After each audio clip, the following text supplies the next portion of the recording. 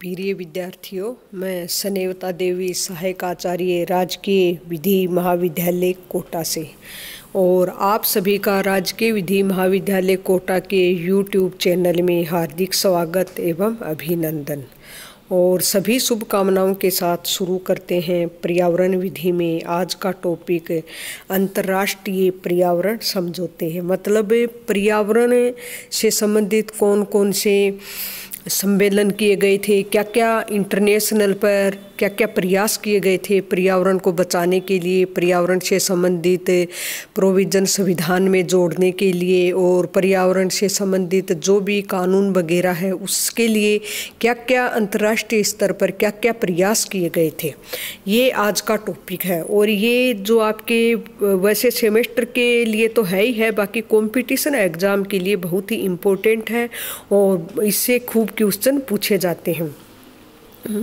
चलो शुरू करते हैं। पर्यावरण संरक्षण से संबंधित अंतर्राष्ट्रीय समझौतों का ढेर बना दिया गया है और भारत इसका एक हस्ताक्षर करता है, क्योंकि 1972 में स्टॉकहोम घोषणा में यह आयोजित किया गया था कि दुनिया में एक ही वातावरण है। भारत जैसे अंतर्राष्ट्रीय संधि के लिए एक हस्ताक्षरकर्ता होने के नाते उन प्रावधानों का अनुवाद करने और देश में उनका पालन करने के दायित्व के तहत है।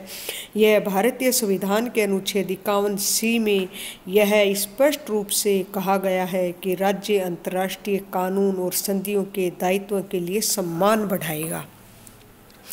अनुच्छेद 51 क्या है?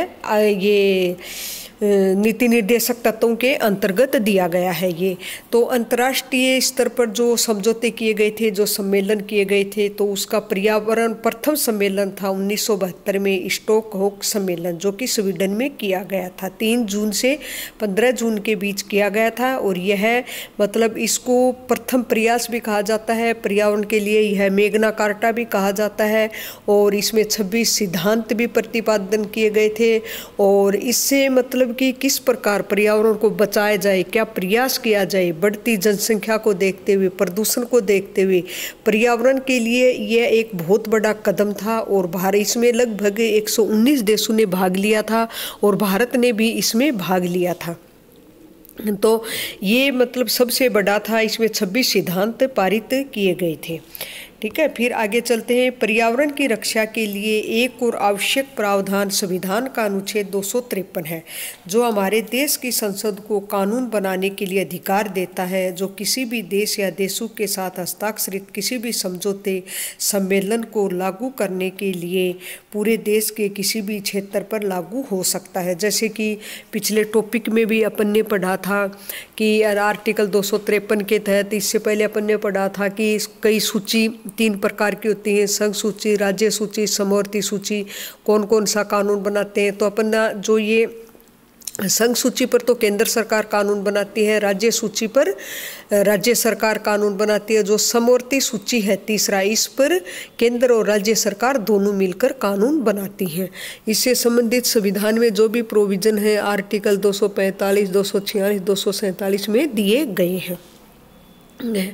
तो आगे चलते हैं। अंतर्राष्ट्रीय स्तर पर किसी भी सम्मेलन के लिए किए गए निर्णयों को लागू करने के लिए संसद आगे कानून बना सकती है। अनुच्छेद 13 और 14 के अनुच्छेद के 213 के अनुसार पर्यावरण संरक्षण के संदर्भ में किए गए किसी भी प्रावधान को बिना किसी विधायी क्षमता के आधार पर कानूनी अदालत के समक्ष पूछताछ नहीं की जा सकती है। जैसे आर्टिकल 13 ये कहता है संविधान का कि केंद्र हो या उसमें कि ऐसी कोई कानून नहीं बना सकती को जो कि मूल अधिकारों से असंगत हो। यदि ऐसी कोई कानून बनाती है तो उच्च न्यायालय या उच्चतम न्यायालय उसको शून्य घोषित कर सकता है। तो मतलब पर्यावरण भी उसके अंतर्गत ही आ गया। स्वच्छ वातावरण प्राप्त करने का नागरिक का मूल अधिकार है, जो कि अपन ने पढ़ भी लिया है और आगे इससे रिलेटेड जो केस इन लॉ है उनका अलग से एक लेक्चर अपलोड करूँगी। आप इन सब को ध्यान से अच्छे से पढ़ना। फिर आर्टिकल 14 कह रहा है कि विधि के समक्ष सभी समान है, समानता का अधिकार देता है। ठीक है। फिर इस शक्ति के उपयोग के साथ यह जानना उचित है कि संसद ने वायु प्रदूषण निवारण नियंत्रण अधिनियम 1981 और पर्यावरण संरक्षण अधिनियम 1986 लागू किया है। ये क्या, जो प्रथम स्टॉकहोम सम्मेलन हुआ था स्वीडन में 1972 में हुआ था, इसी के बाद ही मतलब पर्यावरण के लिए क्या क्या प्रयास किया जाए, कैसे पर्यावरण को बचाया जाए, तो इसके लिए क्या किया, इस सम्मेलन के बाद वायु प्रदूषण निवारण नियंत्रण अधिनियम 1981 और पर्यावरण संरक्षण अधिनियम 1986 पारित किया गया है, और जो कि दोनों लागू हैं। और वायु प्रदूषण निवारण नियंत्रण अधिनियम 1986 तो अपन ने पढ़ भी लिया है।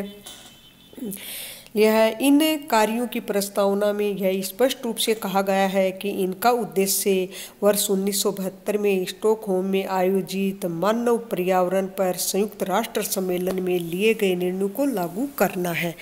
क्यों पारित किया गया कि स्टॉकहोम सम्मेलन में जो 26 सिद्धांत थे, या स्टॉकहोम सम्मेलन में जो शर्त थी, पर्यावरण को बचाने के लिए क्या क्या उद्देश्य हैं, उन सब को बचाने के लिए, उनको लागू करने के लिए तुरंत प्रभाव से, और पर्यावरण कैसे पर्यावरण बचा रहे, पर्यावरण स्वच्छ रहे, शुद्ध रहे,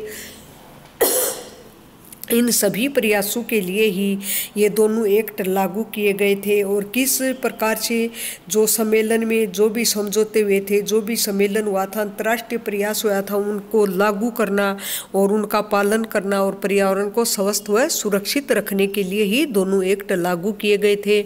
और इससे आगे और भी हैं, जैसे पृथ्वी शिखर सम्मेलन हुए हैं, कौन कौन से कहाँ कहाँ हैं, वो नेक्स्ट टॉपिक में पढ़ेंगे। मैं आशा करती हूँ कि आपके ये लेक्चर समझ में आया होगा, और इन्हीं सभी शुभकामनाओं के साथ आप सभी को धन्यवाद।